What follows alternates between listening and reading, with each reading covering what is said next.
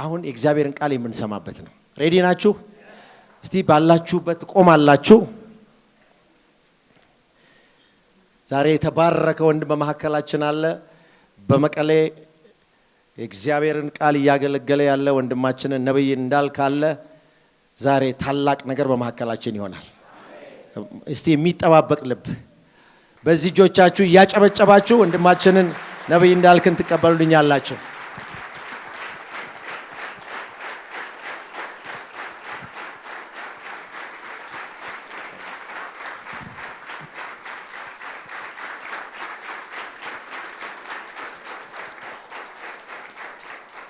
እግዚአብሔር ያክብርልኝ። እስኪ ክብር ደግሞ ለገና ነው ለኢየሱስ ይሁንለት። ከዚህ በላይ ክብር ለሚገባው ጌታ፣ ለመረጠን፣ ለወደደን፣ በማይጠፋ ፍቅር ላፈቀረን፣ በልጁ በኢየሱስ ክርስቶስ ደም ለቀደሰን፣ ለአባቱና ለአምላኩ አገልጋይ የንጉሥ ካህናት እንድንሆን ለመረጠን ከዚህ በላይ ክብር ይገባዋል። ክብር ለሱ ይሁንለት። ክብር ይሁንለት። ክብር ይሁንለት። ክብር ይሁንለት። ክብር ይሁንለት። ክብር ይሁንለት። እግዚአብሔር ያክብርልኝ። በህልውና ውስጥ ተቀመጡ። ጌታ ኢየሱስ ይባረክ። የሚደንቅ ህልውና አለ።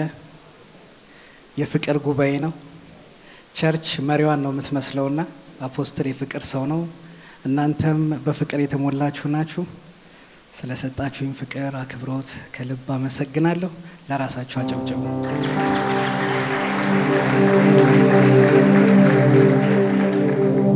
ጌታ ይባረክ።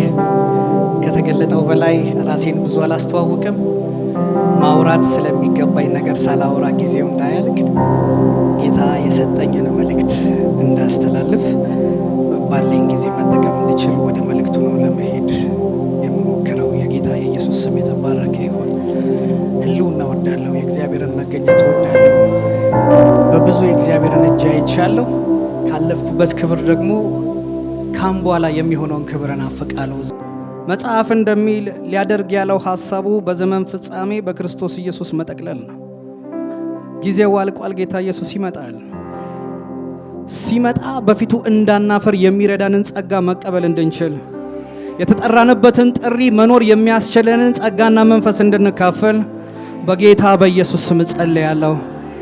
እኔም ባሪያ መናገር እንደሚገባኝ እንድናገር፣ ለነሱም እዚህ ላሉ ቅዱሳን ልጆች ሰሚ ጆሮ እንድሰጣቸው፣ የሚመጣው መልእክት በእምነት ከኛ ጋር እንዲዋሃድ እንዲጠቅመንም በጌታ በኢየሱስ ስም ጸለይኩኝ። ጌታ መንፈስ ቅዱስ ማንም እንደመጣ እንዳይመለስ የእግዚአብሔርን ፍቃድና ሐሳብ በልባችን ታተም ዘንድ ነውር የሆነ ቆሻሻ የሆነ ነገር ሁሉ በመንፈስ እሳት እንዲበላ የተነቃቃን የበረታን ራያችንን ነጋችንን ያየን እንድንሆን የማስተዋልን መንፈስ እንድሰጠን አይኖቻችንን እንድከፍት እንድታስታጥቀን በጌታ በኢየሱስ ክርስቶስ ስም ጸለይኩኝ። ትምህርትህ እንደ ዝናብ እንደሚንጠባጠብም ጠል ነውና በመንፈስህ በቃልህ አረስርሰን። ይህ ጊዜ ያንተ ጊዜ ነው። ይህ ምሽት ያንተ ምሽት ነው። መንፈስ ቅዱስ ጉባኤውን ተቆጣጠር። በኢየሱስ ስም አሜን። ክብር ለገናናው ስሙ ይሁን።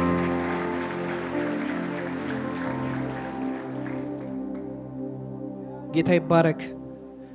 ማክሰኞ ስለ መንፈስ ቅዱስ ነው እየተማራችሁ ያላችሁት አይደለ? እኔም ከዛ ሐሳብ አልወጣም። ማክሰኞ እዚሁ እየተማርን መንፈስ ቅዱስ በጆሮዬ በስርዓቱ ሲናገረኝ ነበር፣ መልእክት ሲሰጠኝ ነበርና እኔም ከዛ ሐሳብ አልወጣም። ሲሪየስ የሆነ መልእክት ነው። ለኔም ለናንተም ለቤተ ክርስቲያንም መንፈስ ቅዱስ የሰጠን መልእክት ነው። እንደዚህ ብዬ ጀምርና እንዴት እንደምንጨርስ አላውቅም። ኢየሱስ ጌታ ነው። አሜን አሜን አሜን። የሆነ ሽፍቲንግ አለ፣ በቃ የሆነ ለውጥ አለ። በእውነት እንግዳ ነገር ይሆናል። በህይወታችሁ ተለማምዳችሁ የማታውቁት አይነት ኢንካውንተር የሚሆንላችሁ ሰዎች አላችሁ።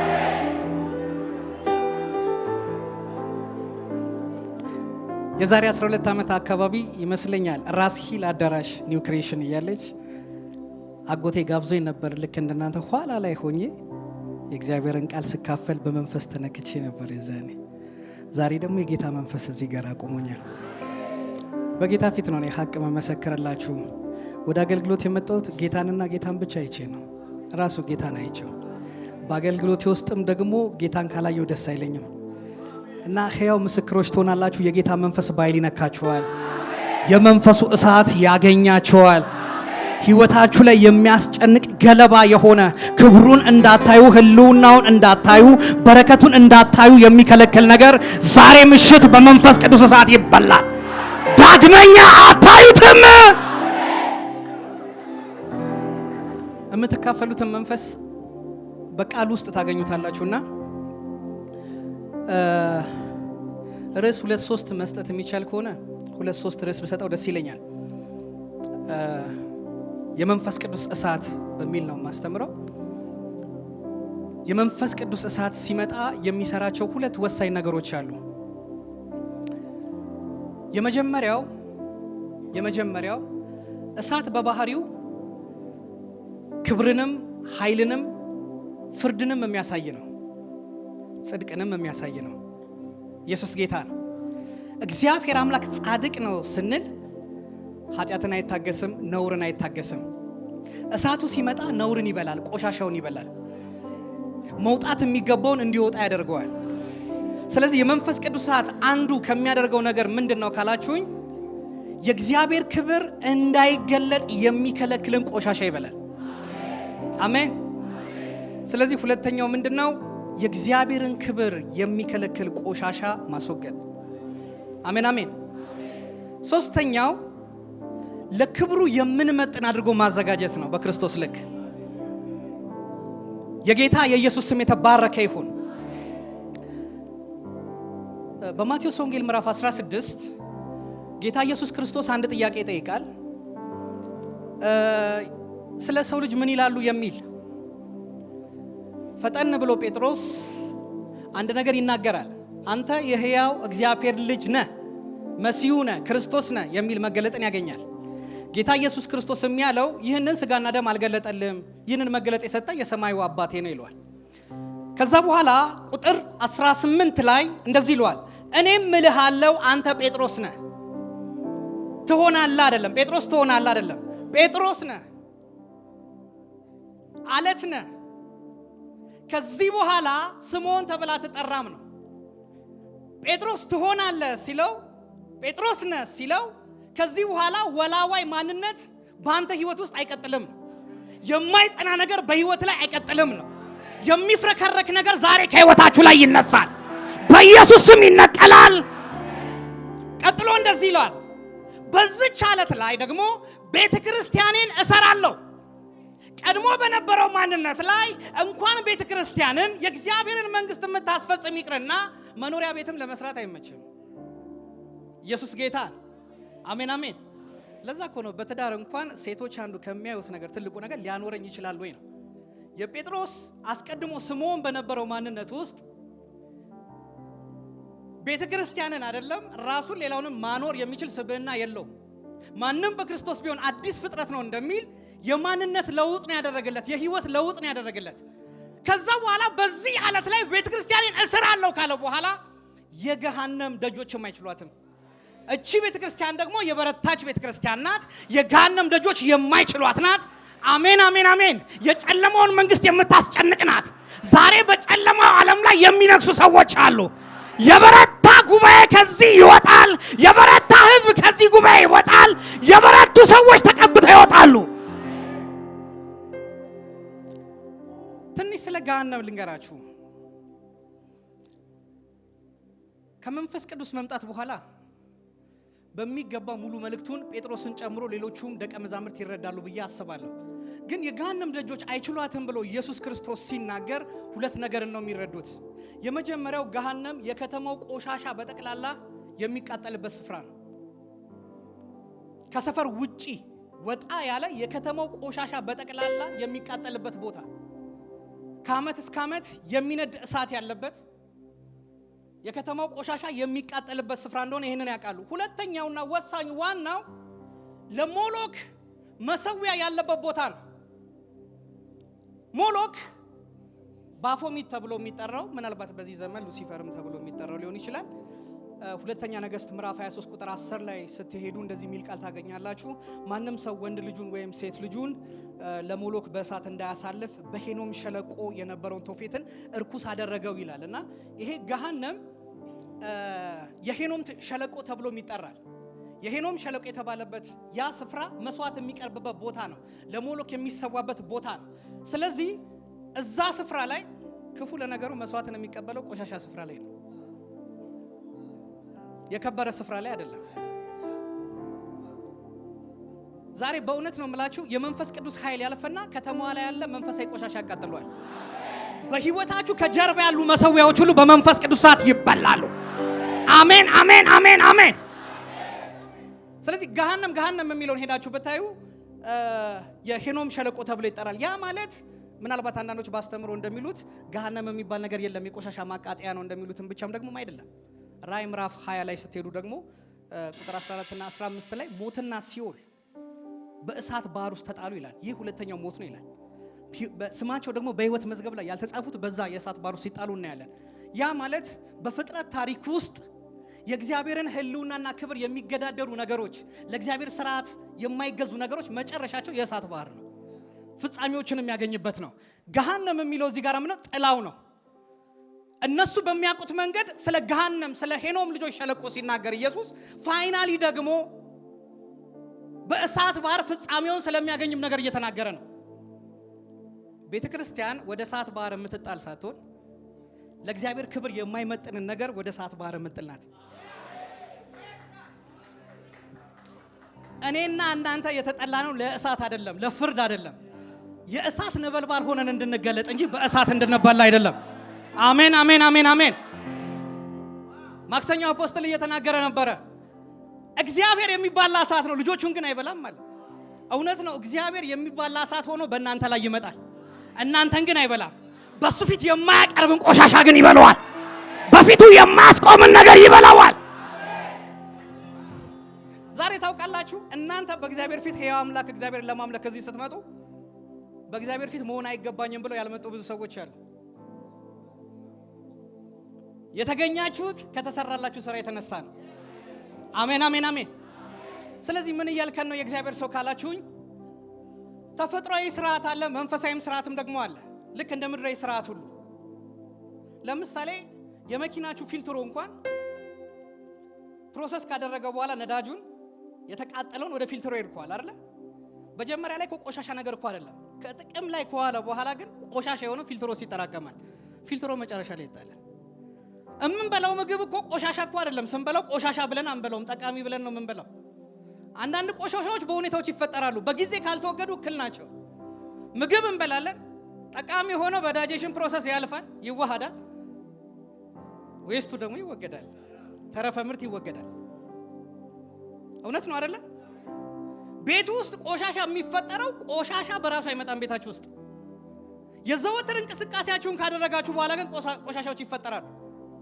አላስፈላጊ የሆነው ነገር ካልተወገደ ቤታችሁን ያበላሽዋል፣ መጥፎ ጠረን ይፈጥራል። ልክ እንደዚሁ መንፈሳዊ ቆሻሻም አለ። ቤተ ክርስቲያን አንዱ መረዳት ያለባት ማወቅ ያለባት ትልቁ ነገር ምን መሰላችሁ?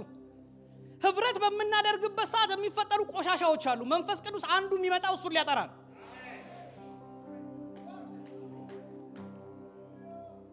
አሜን አሜን አሜን አሜን። ዛሬ ቆሻሻን የሚያጠራ የመንፈስ ቅዱስ እሳት ይመጣል እያልኳችሁ ነው። ከእግዚአብሔር ቃል ጋር አያይዤ ላሳያችሁ። ዘዳግም ምዕራፍ 23 ዘዳግም ምዕራፍ 23 ከቁጥር 12 እስከ ቁጥር 14 እንደዚህ ይላል። ወደ ሜዳም ትወጣበት ዘንድ ከሰፈር ውጭ ቦታ ይሁንልህ፣ ከመሳሪያም ጋር መቆፈሪያ ያዝ። በሜዳም በተቀመጠ ጊዜ ትምስበታለህ፣ ዞረህም ካንተ የወጣውን በአፈር ትከድነዋለህ። አምላክ እግዚአብሔር ሊያድን ጠላቶችንም በእጅ አሳልፎ ሊሰጥ በሰፈር መካከል ይሄዳልና፣ ስለዚህ ነውረኛ ነገር እንዳያይብህ ፊቱንም ካንተ እንዳይመልስ ሰፈር የተቀደሰ ይሁን። አንዱ የሰጣቸው ስርዓት ቆሻሻን የሚያስወግዱበት መንገድ ነው። እግዚአብሔር አምላክ ወደ ሰፈር ይመጣል አለ። የሚመጣው ሊባርክ ነው። የሚመጣው ሊፈውስ ነው።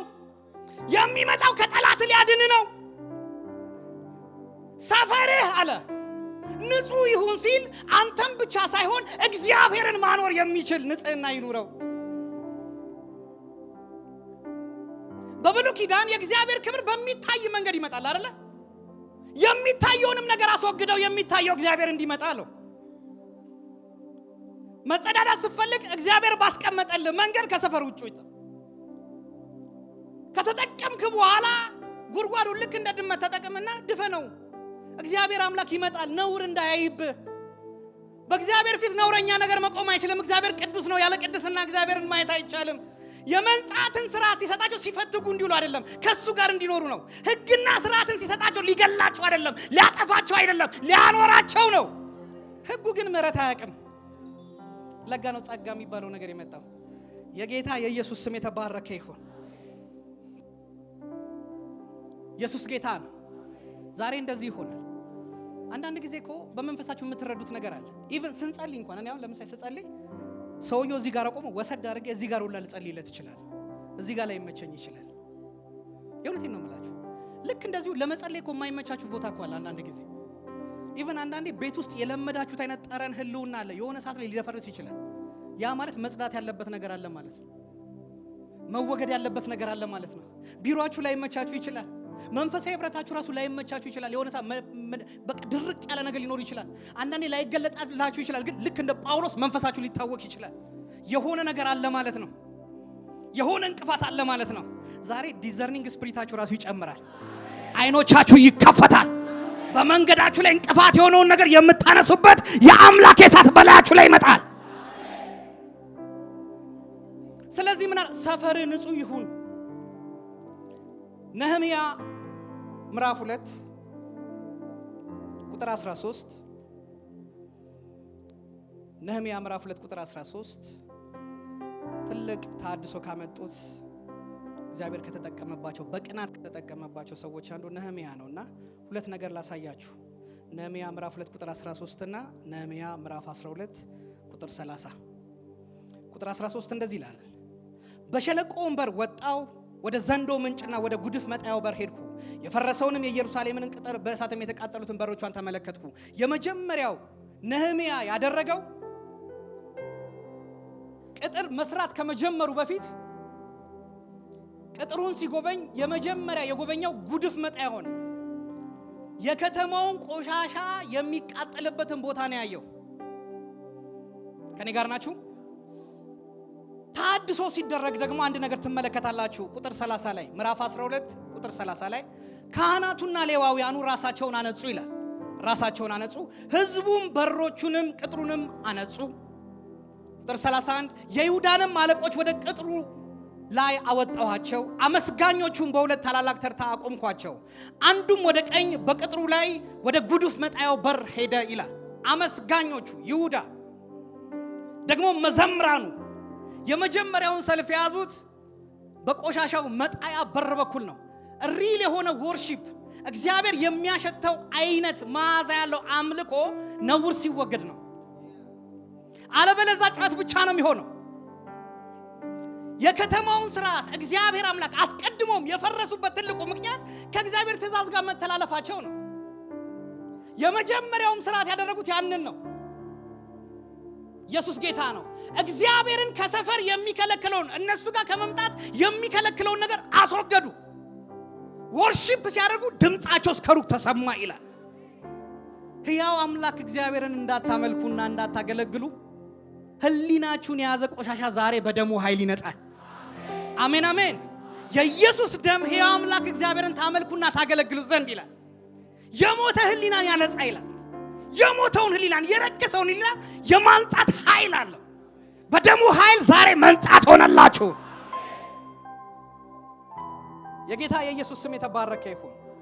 በዮሐንስ ወንጌል ምዕራፍ 2 ላይም እንደዚሁ ስትመለከቱ ጌታ ኢየሱስ ክርስቶስ ወደ ኢየሩሳሌም በመጣ ጊዜ በመቅደሱ ገብቶ ያደረገው ምንድነው? ሸቃጮችን፣ ለዋጮችን፣ እርግብ የሚሸጡ፣ በግ የሚሸጡ፣ በሬዎችን የሚሸጡ በጅራፍ ሰርቶ አባረራቸዋል። ንብረታቸውን ምናምን ገለባበጠና ቤቴ የጸሎት ቤት ይባላል፣ እናንተ ግን የወንበዴዎች ዋሻ አደረጋችሁት። ያ መቅደስ ሰውና እግዚአብሔር የሚገናኝበት መልስ የሚያገኙበት ነበረ።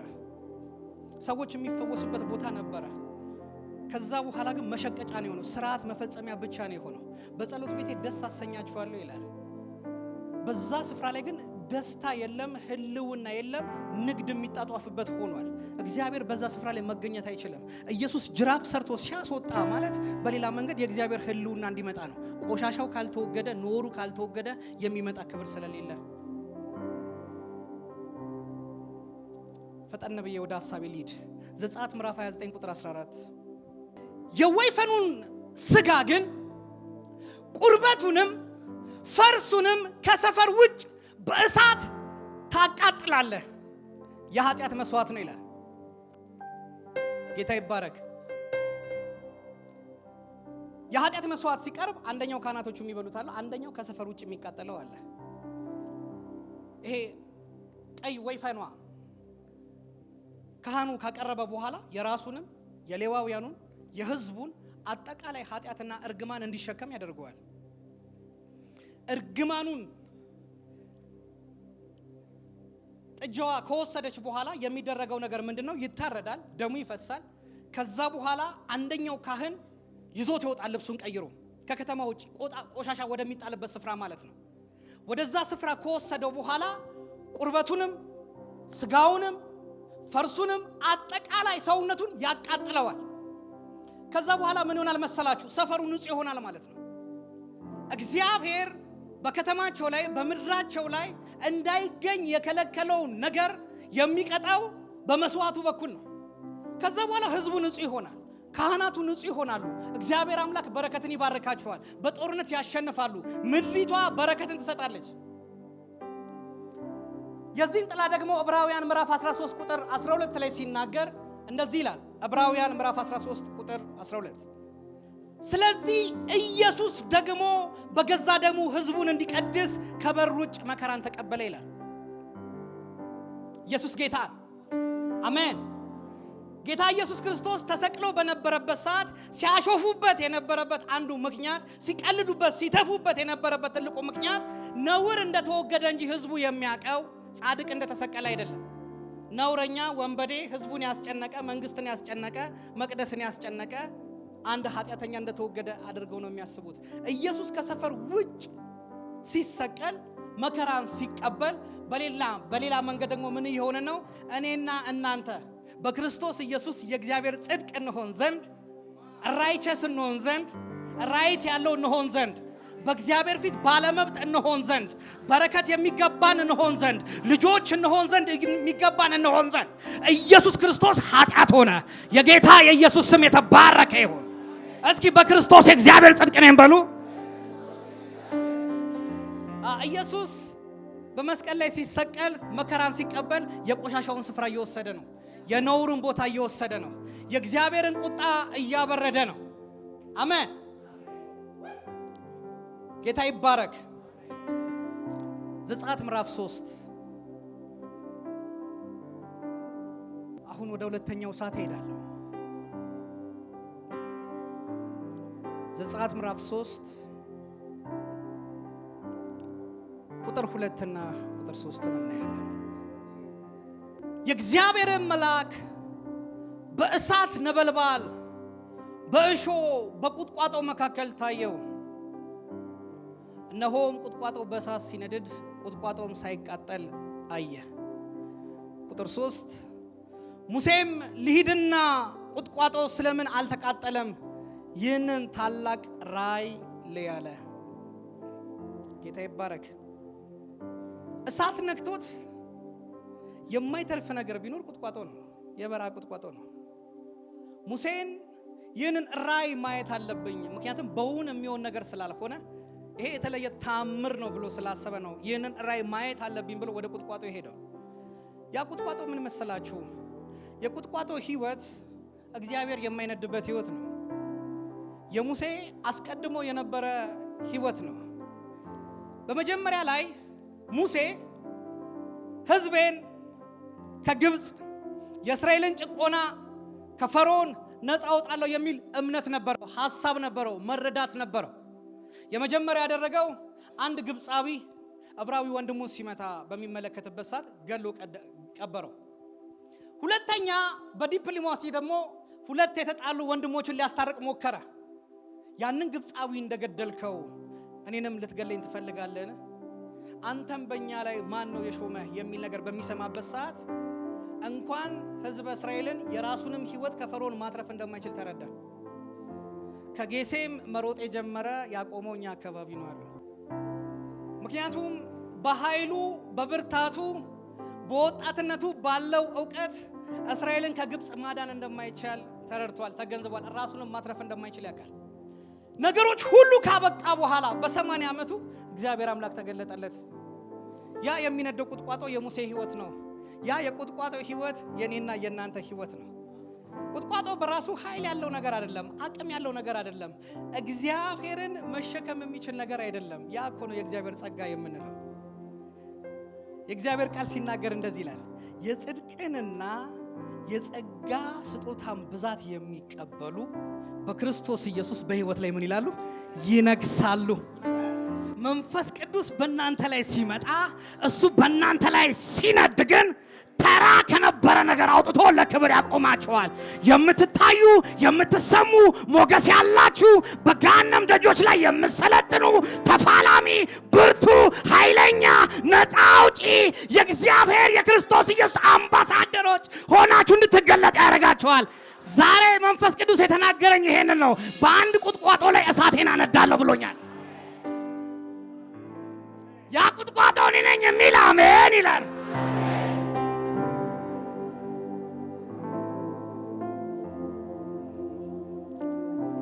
ኢየሱስ ጌታ ነው። ይኸውላችሁ የቁጥቋጦ እሳት ተራ ነገር እንዳይመስላችሁ። የሙሴን እይታ የቀየረ ነገር ነው። የሙሴን ዳይሜንሽን፣ የሙሴን ሐሳብ፣ የሙሴን ሕይወት የቀየረው ሲና ተራራ ላይ 40 ቀን 40 ሌሊት ቆይቶ ሲመጣ አይደለም። በቁጥቋጦ የተገለጠው እሳት፣ በቁጥቋጦ ላይ የተገለጠው ጸጋ አምላክ ነው የሙሴን ታሪክ የቀየረው። በዘዳግም ምዕራፍ 33 ቁጥር 16 ሙሴ ዮሴፍን ነገድ የባረከበት መንገድ እንየው ላሳያችሁ። በዚህ በረከት ነው የባረካቸው። ዘዳግም ምዕራፍ 33 ቁጥር 16 በዩቨርዥን ትርጉም እንደዚህ ይለዋል፣ ምድራቸው ምርጥ በሆነ ነገር ሁሉ የተሞላ ይሁን ይላል። በጌታ በኢየሱስ ስም እንደዚህ ብዬ ባረካችኋለሁ። የእናንተ ቤት በበረከት የተሞላ ይሁን። ትዳራችሁ በበረከት የተሞላ ይሁን። አገልግሎታችሁ በበረከት በድንቅ በታምራት የተሞላ ይሁን። ከላይ ከሰማይ በሚገኝ በረከት ባረኳችሁ። ከታች ከምድር በሚገኝ በረከት ባረኳችሁ። ከምድር ጥልቅ ባለ በረከት በሚሰራጭ በረከት ባረኳችሁ። በማህፀንና በጡት በረከት ባረኳችሁ። እነዚህ በረከቶች በእናንተ ላይ ይሁኑ። ቀጥሎ እንደዚህ ይሏል፣ በሚቃጠለው ቁጥቋጦ ውስጥ ከተገለጠው አምላክ ጸጋ ይብዛለት። የጌታ የኢየሱስ ስም የተባረከ ይሁን። ይሰማል። በሚቃጠለው ቁጥቋጦ ውስጥ ከተገለጠው አምላክ ጸጋ ይብዛለት። ከወንድሞቹ መካከል ግንባር ቀደም ለሆነው ለልዑል ለዮሴፍ ይደረግለት ይላል። በጌታ በኢየሱስ ስም ይሄ ጸጋ እንዲያገኛችሁ ጸልያለሁ። ይሄ ጸጋ እንዲያገኛችሁ ጸልያለሁ። ይሄ መንፈስ እንዲያገኛችሁ በኢየሱስ ስም ጸልያለሁ። የእግዚአብሔር እጅ ላይ የገባ ነገር ተራ አይሆንም። ተመልከቱ፣ እግዚአብሔር የሙሴን በትር ነካው። በትሩ ታምር አድራጊ ነበር። ታውቃላችሁ፣ ሰማያት ላይም ስትመለከቱ ያሉ ፍጥረታቶች ሁሉ ልዩ ናቸው። ምድር ላይ እንዳለው አንበሳ አይነት አይደለም። ላይ ያለው አንበሳ ራሱ አንበሳው እንደ ንስር ክንፍ ያወጣል፣ አይን በአይን ይሆናል። 4 ፍጥረታት በአንድ ላይ ሲሆኑ ትመለከታላችሁ። ያኮ የሚያሳየው የእግዚአብሔርን ማንነትና ክብር ነጸብራቅ ነው። ከምን የተነሳ ካላችሁኝ because of presence፣ ከእግዚአብሔር presence የተነሳ፣ ከሱ መገኘት የተነሳ፣ ከሱ ህልውና የተነሳ። በሱ ህልውና ውስጥ ስትሆኑ የማታወጡት ነገር የለም፣ የማትጨምሩት ነገር የለም። እይታችሁ ራሱ ኖርማል አይሆንም። በጌታ በኢየሱስ ክርስቶስ ስም ጸልያለሁ። ይሄ ህልውናና ይሄ መንፈስ ወደ እናንተ እንዲመጣ በኢየሱስ ስም ጸልያለሁ። የመጠራታችሁ ተስፋ ምን እንደሆነ ታውቁ ዘንድ የልቦናችሁ አይኖች እንዲበሩ በኢየሱስ ስም ጸልያለሁ። ክንፍ እንድታወጡ በኢየሱስ ስም ጸልያለሁ። ከመንደር እንድትወጡ፣ ከተራነት እንድትወጡ፣ እግዚአብሔር ባየላችሁ ልክ መኖር የምትችሉበትን ጸጋ እንድትካፈሉ በጌታ በኢየሱስ ስም ጸልያለሁ። በቁጥቋጦ የተገለጠው የእግዚአብሔር አምላክ ጸጋና በረከት ያገኛችሁ በኢየሱስ ስም። በትንቢተ ዘካርያስ ምዕራፍ 3 ላይም ለኢያሱ የሚናገረው ይሄንን ነው። መጀመሪያ ላይ ኢያሱን ይከሰው ነበር። ሊቀ ካህን ኢያሱን ሰይጣን ይከሰው ነበር፣ እድፋም ጥምጣም አድርጎ ስለነበረ። ወዲያው አይደለም እግዚአብሔር ራሱ ሰይጣንን የገሰጸው። መጀመሪያ እድፋሙን ጥምጣም ቀይሩለታል። የሚከሰስበትን ነገር፣ ነውር የሆነውን ነገር፣ ሰይጣን እድል ፈንታ ያገኘበትን ነገር ቀይሩለት ካለ በኋላ ልክ ንጹህ ጥምጣም ካደረገ ስማ አንተ ሰይጣን፣ እግዚአብሔር አለው እንግዲህ እግዚአብሔር ይገስጻ አለው። አንዳንዴ እንደዛ ነው። አሜን። እሱ እኮ ከእሳት ትንታግ ያመለጠ ነው ይለዋል። የምትከሰሱበት ነገር ዛሬ ይለወጣል። በመንፈስ ቅዱስ እሳት ይበላል በኢየሱስ ስም። በፊቱ የማያስቆማችሁ ነገር ይነሳል። ነውር የሆነ ነገር ይነሳል። ሀፍረት የሆነ ነገር ይነሳል። የሚያሸማቅቃችሁ ነገር ይነሳል። ፋይናሊ የሚሰጣቸው ተስፋ ምን እንደሆነ ታውቃላችሁ? ሊቀ ካህን ኢያሱ፣ እናንተም ከሱ ጋር የምታገለግሉ ካህናቶች፣ ወደፊት ለሚመጣው ነገር ምስክር የምትሆኑ፣ ቅርንጫፍ ተብሎ የሚጠራ ቁጥቋጦ ተብሎ የሚጠራ አገልጋይን አስነሳል ይላችኋል። ምን እያላቸው መሰላችሁ? ለዘላለም እንዳትከሰሱ የእናንተን ሀፍረት እድፍ የሚሸከም ሙሴ በትንቢት የተናገረለት እንደኔ ያለ ነብይ ያስነሳላችኋል። ፍቃዴን የሚፈጽመው ባሪያዬ፣ ጻድቅ ባሪያዬ፣ እሱን አስነሳላችኋለሁ። ከዛ በኋላ ምድራችሁ የበረከት ምድር ትሆናላችሁ። እያንዳንዱ ሰው በቤቱ በተድላ ይኖራል አለ። ከበረከቱ ይጠግባል አለ። ሰው ወዳጅ ዘመዱን ሰብስቦ ኑ የደስታ የተካፋይ ትሆናላችሁ ይላችኋል። ታውቃላችሁ፣ ደካማ ሆኖ ነው የመጣው። የባሪያ መልክ ለብሶ ነው የመጣው። የሰማነውን ነገር ማን አምኗል? የእግዚአብሔር እስክንድ ለማን ተገለጠ የተባለው ይሄ ቁጥቋጦ ነው። የእግዚአብሔርን የአብን ፍቃድ የሚፈጽም እናንተ እንዳትሰበሩ፣ እናንተ እንዳትወገዱ፣ በቆሻሻችን፣ በሀፍረታችን፣ በድካማችን፣ በኃጢአታችን እንዳንቀጣ እሱ የኛን ስፍራ ወሰደው። አሁን ከሳሽህ በፊት መቆም አይችልም። ዲያብሎስ በፊታችሁ መቆም አይችልም። እግዚአብሔር አምላክ በራእይ ላይ መጥቶ ራሱ እኮ ቤተክርስቲያንን ይገስጻል አይደለ? ምዕራፍ 2 ምዕራፍ 3 ላይ የሚነቅፍበት ትልቁ ምክንያት አንድና አንድ ነው። እኔን የማያኖር እኔን የማያሳይ ነገር ከመካከላችሁ አለ። ይሄንን እነቅፍባችኋለሁ፣ እኔን የማያሳይን ነገር አነሳለሁ። ኢየሱስ ጌታ ነው። መብቱ የዲያብሎስ እንዳይመስላችሁ። መብቱ የዲያብሎስ አይደለም። ከዚህ በኋላ የአባትና የልጅ ጉዳይ ነው ያለው። እግዚአብሔር የሚወደውን ይገስጻል፣ ይቀጣል። መልካም አባት ነው። አሜን አሜን አሜን። ከጨከነም የጽድቅ ጭከና ነው የሚጨክንባችሁ እሱን እንድትመስሉ በጌታ በኢየሱስ ስም ዛሬ የጌታ መንፈስ በእናንተ ላይ ይመጣል። የጌታ መንፈስ በእናንተ ላይ ይመጣል። ህልውናው በእናንተ ላይ ይመጣል። ታሪካችሁን የሚቀይር መንፈስ በእናንተ ላይ ይመጣል። አንዳንድ ጊዜ ሳናቀው በብዙ ነገር እንወሰዳለን። በኤፌሶን ያለችውን ቤተክርስቲያን ተመልክቶ እኔ እንጃ የኔ ቤተክርስቲያን ራሱ እንደዛ ትሆን። ብዙ ምርጥ ነገር አላት። የጎደላት ግን አንድ ነገር ነው። የቀደመውን ፍቅር ትታልና የምነቅፍበት ነገር አለኝ ይለዋል። ታውቃላችሁ፣ ቼክ ሳረጊያችን ቤተክርስቲያን ኢቭን ትዕግስት አለ ይለዋል። ፍቅር እኮ ይታገሳል። ከፍቅር በላይ ማን ታጋሽ አለ? ነገር ግን አንድ ጌታና እሱ የሚያውቁት የጎደለ ነገር ነበረ የሚለው አንድ ነገር ነው። ከላይ ራሱን ያስተዋወቀበት መንገድ አለ። 7 ከዋክብቶች፣ 7 መቅረዞች። ወደ ቦታ ካልተመለስክ፣ ንስሐ ካልገባ፣ ቀድሞ ስታደርግ የነበረው ነገር የማታደርግ ከሆነ መቅረዜን ወስዳለሁ ይሏል። ታውቃላችሁ፣ መቅረዝ የሌለበት ቤተክርስቲያን ማለት መቅረዜን ወስዳለሁ ማለት በዛ መመላለሴን አቆማለሁ። አንዳንድ ጊዜ በድርቀት ስትጨነቁ ማለት ህልውናውን ስታጡ የሆነ የጎደለ ነገር አለ ማለት ነው። ይኸውላችሁ መንፈስ ቅዱስ ወደ ህይወታችሁ ሲመጣ ጤናማ የሆኑ ነገሮችን ልንገራችሁ። መንፈሳዊ ረሃብ አለ፣ መንፈሳዊ ጥማት አለ። መንፈሳዊ ድርቀት ግን ቶሎ ካልተወገደ በጣም ከባድ ነው። በህይወት ስርዓታችን ረሃብ እኮ የጤንነት ምልክት እኮ ነው። እንዳልበላን ነው እየነገረን ያለው። አንሞትም ተርበን። ስንራብ እንበላለን፣ ስንጠማ እንጠጣለን።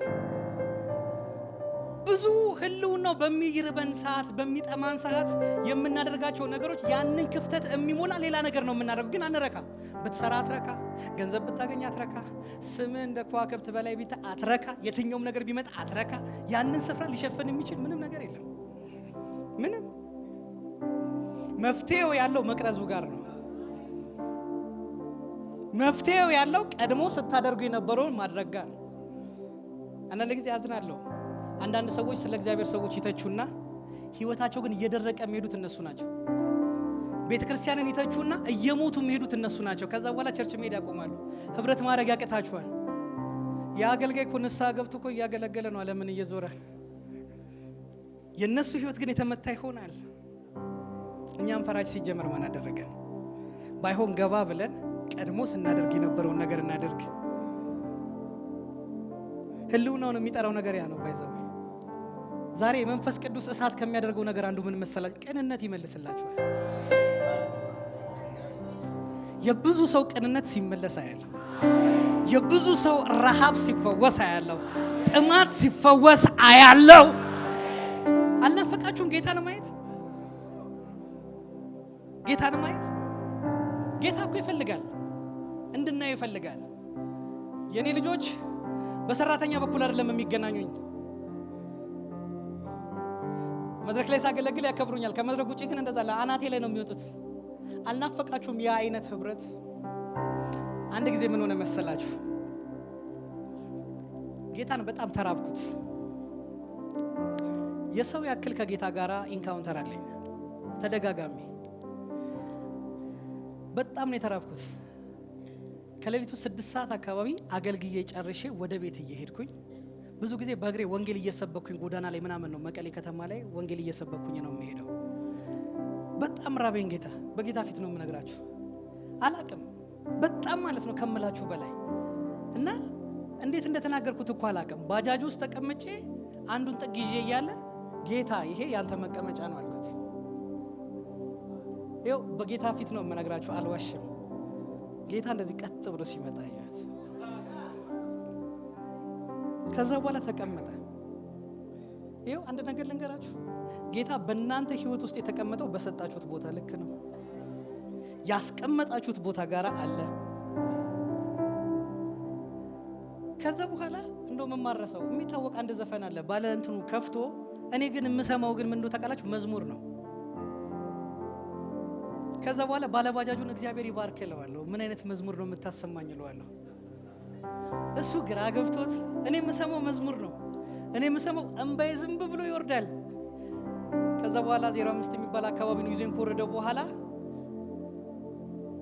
ለካ ያ ልጅ በጌታ መንፈስ ተነክቷል። ምን እንደሆነ አይታወቅም። በቃ ዝም ብሎ ያነባል፣ ያለቅሳል ምናምን ከጌታ ህልውና ከጌታ ፕሬዘንስ የተነሳ ማለት ነው።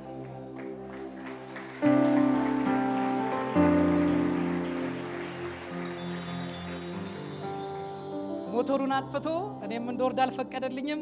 ከ2 ሰዓት በላይ ከሱ ጋር እስከ ሌሊቱ 8 ሰዓት ድረስ ከሱ ጋር ቁጭ ብለን የጌታን ነገር ነግሬው ጌታን ተቀብሎ ከሄደ በኋላ ክብር ለኢየሱስ ይሁን።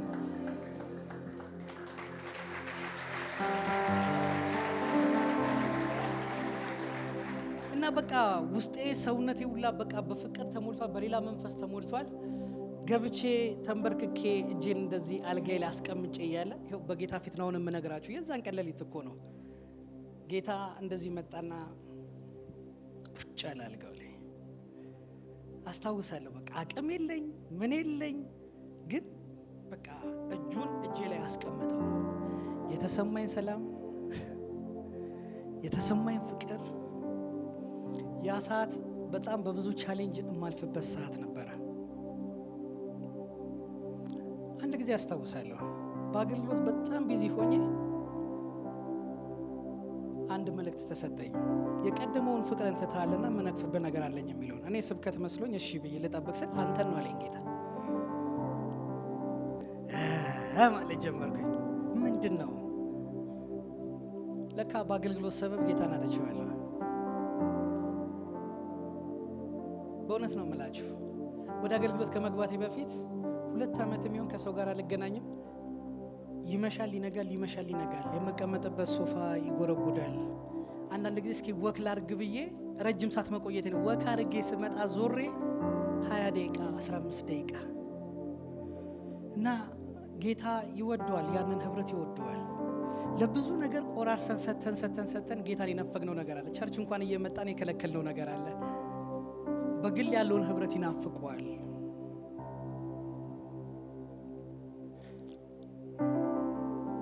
ኢየሱስ ጌታ ነው። ወደ ሌላ መንገድ ሽፍት እያደረኩኝ ነው።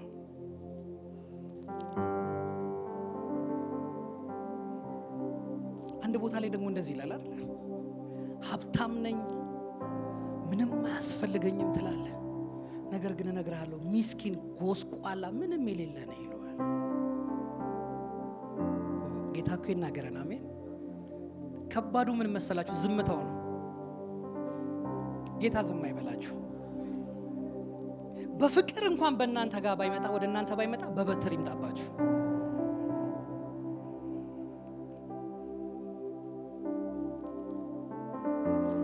አሉ በህይወታችን እናንተ ቁጠሯቸው። ከጊዜ አንጻር እኔ ወደ ዋናው መልእክቴ ልጨርስ፣ ልሰብስበውና እንጸልያለን። ግን መንፈስ ቅዱስ በእኛ ውስጥ እየኖረ ባዳ የሆነበት አለህ ብለን የማንጠይቅበት ጊዜ እኮ አለህ ወይ መንፈስ ቅዱስ? መንፈስ ቅዱስን እንዳታሳዝኑት ማለት ምን ማለት እንደሆነ ልንገራችሁ። እቺን አንዳንድ ሰው አሉ በህይወታችሁ ላይ ሄደልኝ የምትሉ ሰው አለ ወይ? ገላገለኝ እኮ ሄደልኝ። የተማረራችሁበት ሰው፣ ያዘናችሁበት ሰው፣ ልባችሁ በጣም የሚሰበረው እንዲሄድባችሁ የማትፈልጉት ሰው ነው። በሰው ትጎዳላችሁ፣ በሐዘን በፍቅር በሰው ትጎዳላችሁ፣ በበደል። ያንዳንድ ሰው ሐዘን የሚሆንባችሁ ፍቅሩ ነው፣ የማትጠብቁት ነገር ሲሆን ነው። አንዳንድ ሰው ወይ እንኳን ሄደ ነው፣ አንዳንዱን ግን ልባችሁ ያዝናል። መንፈስ ቅዱስን አታሳዝኑ ሲል እሱን የመሰለ አፍቃሪ፣ ታማኝ አፍቃሪ የለም። ለቤዛ ቀን የታተማችሁበት እኮ ነው የሚለው። ማህተም ሆኖ ነው በእናንተ ውስጥ የተቀመጠው። መሄጃ የለውም። ስለዚህ ያዝናል። መሄድ ቢችል አይለማመጣችሁኝ። መመኑኝ፣ መንፈስ ቅዱስ ሲሪየስ አምላክ ነው። ነገር ግን ወዴትም እንዳይሄድ ማህተም አድርጎ በእኛ ውስጥ አስቀመጠው። የድነትን ስራ እስካልጨረሰ ድረስ ሊለያችሁ አይችልም። ስለዚህ እናንተ ብዙ ነገር ስትወዱ፣ እሱ ግን እናንተን ብቻ ወዶ በእናንተ ውስጥ ተቀምጦ ያዝናል።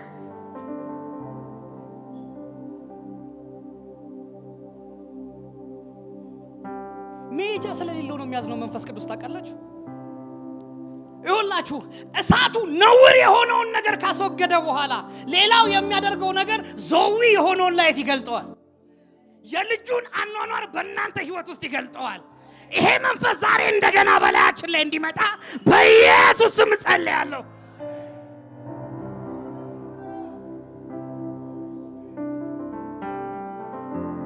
ዘጸአት 3 ላይ እግዚአብሔር ለሙሴ እንደዚህ ይሏል፣ አሁንም ና ሕዝቤ እስራኤልን ልጆች ከግብጽ ታወጣ ዘንድ ወደ ፈርዖን እልክሃለሁ። ሙሴም እግዚአብሔርን ወደ ፈርዖን የሚሄድ የእስራኤል ልጆች ከግብጽ የማወጣው እኔ ማን ነኝ አለው። ባርነት ምን ያክል ከባድ መሰላችሁ? ከፈርዖን ጋር ሊነጻጸረው ለማይችለው ለእግዚአብሔር እንደዚህ ይለዋል፣ እኔ ማን ነኝ ይለዋል። እኔ ማን ነኝ በፊት የተገኘሁት አይደለም። እኔ ማን ነኝ በፈርዖን ፊት የምቆመው? አንተማ ቁጥቋጦ ነህ፣ ለምንም የማትሆን ነገር ግን እኔ በአንተ ላይ ነዳለሁ። ዛሬ መንፈስ ቅዱስ በእናንተ ላይ ይነዳል፣ በእናንተ ላይ ይቀጣጠላል፣ በእናንተ ላይ እሳቱን ያፈሳል።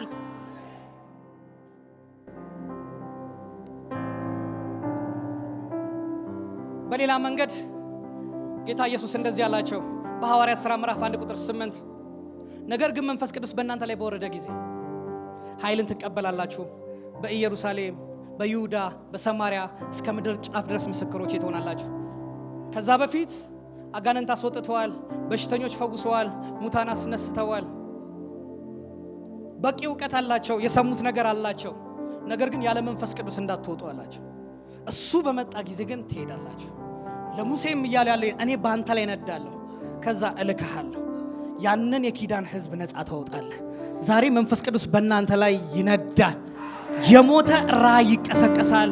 የሞተ ህልም ይቀሰቀሳል። ለበረታ ህዝብ ትላካላችሁ። እግሮቻችሁ የረገጡትን ትወርሳላችሁ። ሀፍረት አይዛችሁም፣ ቆሻሻ አይዛችሁም በኢየሱስ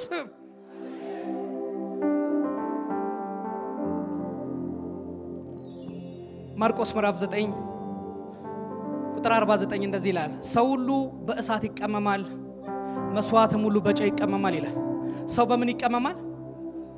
በእሳት ይቀመማል። ጨው መልካም ነው፣ ጨው ግን አልጫ ቢሆን በምን ታጣፍጡታላችሁ? በነፍሳችሁ ጨው ይኑር፣ እርስ በርሳችሁ ተስማሙ ይላል። ምን ማለት መሰላችሁ? በእሳት ስትቀመሙ ከእናንተ ውስጥ የሚወጣው ጨውነት ነው። ጨውነት ምን ማለት ነው? የእግዚአብሔርን ሐሳብና ፍቃድ መረዳት ነው። የእግዚአብሔርን ሐሳብ መግለጥ ትጀምራላችሁ በእሳት ስትቀመሙ። የስንፍና ንግግር በአንደበታችሁ ላይ አይኖርም። የዓለም ነገር በላያችሁ ላይ አይኖርም። ኮተት የሆነ ነገር በላያችሁ ላይ አይኖርም። እሳቱ በላያችሁ ላይ ሲመጣ አንድና አንድ ጌታ ኢየሱስ እንዳለው በምድር ቆይታ ሁሉ ፍቃድን በመፈጸም አከበርኩ አለ። መንፈስ ቅዱስ በእናንተ ሕይወት ላይ ሲመጣ ማንንም ሊያከብር አይደለም፣ ኢየሱስን ሊያከብር ነው የሚመጣው። ሌላ ነገር የሚታያችሁ አያደርግም። ኢየሱስን የሚያከብር መንፈስ ዛሬ በላያችሁ ላይ ይመጣል። ኢየሱስን የሚያከብር እሳት በላያችሁ ላይ ይመጣል። ለዛም ነው ሐዋርያት ሥራ ምዕራፍ 2 ላይ እንደ እሳት የተከፋፈሉ ልሳኖች ታዩአቸው ነው የሚለው። በእያንዳንዳቸውም ላይ ተቀመጡባቸው፣ በሁሉም መንፈስ ቅዱስ ሞላባቸው። መንፈስ ቅዱስ እንደሰጣቸውን ቋንቋ ይናገሩ ጀመር። መንፈስ ቅዱስ በሞላቸው ቋንቋ ሲናገሩ የሆነው አንድ ነገር ነው። በልሳኖቻቸው እግዚአብሔርን ያከብሩ ነበር። ልሳን የሰው ቋንቋ አይናገሩም፣ የሥጋ ሐሳብ አይናገሩም። አሁን እኮ ብዙ ነገር እኮ እየተቀላቀለ ነው። እንዲህ ነው እንዲያ ነው ማለት አልችልም። የእውነት ግን በመንፈስ ቅዱስ የተሞላ ሰው ሌላ ነገር አይታየውም። የተሰጠውን ብቻ ነው የሚናገረው፣ ሌላ አይዘባርቅም። ብዙ ነገር እንድንዘባርቅ የሚያደርገን ነገር አለ አይደለ? ዛሬ እሳቱ ያስወግደዋል። እሳቱ ያስወግደዋል። እሳቱ ያስወግደዋል። የተሰጠንን ሚሽን ብቻ እናስፈጽማለን። በኢየሱስ ስም ይሄ እሳት ያገኛችሁ።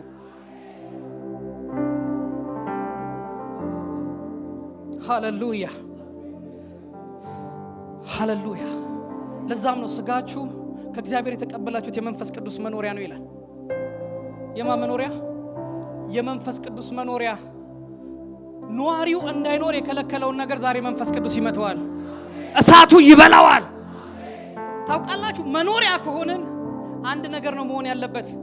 መቼም ቤቱ በእናንተ ውስጥ አይኖርም፣ እናንተ ናችሁ በቤታችሁ ውስጥ የምትኖሩት።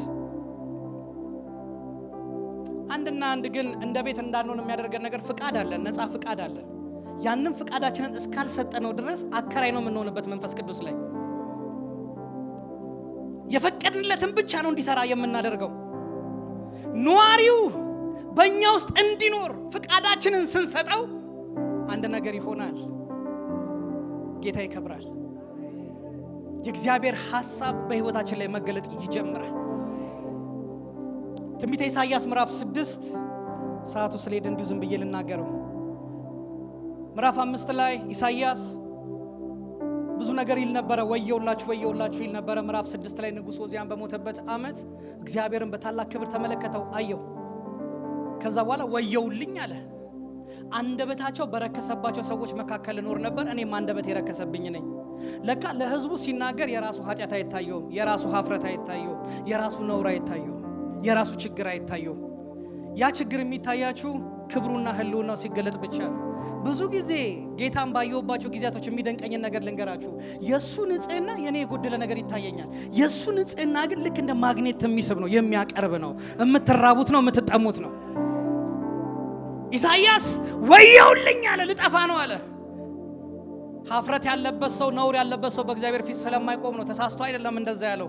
ግን እግዚአብሔር የመጣው ግን ሊቀድሰው ነው። ሰው ተፈልጎ፣ ሰው ተርቦ ነው። ታውቃላችሁ፣ ከኪሩቤል መካከል አንዱ በጉጠት እሳት አመጣና አንደበቱን አስነካውና ኃጢአት ተወገደልህ ካለው በኋላ ለሌላ ሰው እንደሚናገር እግዚአብሔር ኧረ ማንን ልላክ ይላል። ታውቃላችሁ፣ እኔ ያለውኝ ያለ እኔ ላከኝ። ጌታ እኮ የሚያደርገው እንደዛ እኮ ነው። ሰራ ካረጋችሁ በኋላ ፍቃዳችሁን ማንን ልላክ መንፈስ ቅዱስ ሲመጣ እንደዛ ነው። ቆሻሻውን ካስወገደ በኋላ የልብ መዘጋጀትን ይሰጣችኋል። ሰፍሳፎች ትሆናላችሁ። የትኛው መከራ ቢመጣ የማትናወጡ ትሆናላችሁ። ምክንያቱም በአለቱ ላይ ተተክላችኋል። የሚያጸናችሁ መንፈስ በላያችሁ ላይ አለ። በጌታ በኢየሱስ ስም ይህንን መንፈስ በእናንተ ላይ እጠራለሁ። የምስራች በሐዋርያ ብስራት ብዙአየን የተጻፈውና በቅርቡ የተመረቀው ልሳን የተሰኘው አዲስ መጽሐፍ በገበያ ላይ ዋለ። ውድ የሆነውን የመንፈስ ቅዱስ ስጦታ ልሳን በመጽሐፍ ቅዱስ ምን አንድምታ እንዳለው የሚገልጠውን ይህን መጽሐፍ እንዲያነቡና እንዲጠቀሙ እንጋብዛለን። መጽሐፉን በኢማና መጽሐፍት መደብር ጌቱ ኮሜርሻል አንደኛ ፎቅ ላይ ያገኙታል። በተጨማሪም ማከፋፈል የምትፈልጉ በ0940 50 00 00 ላይ ደውለው ማግኘት ይችላሉ።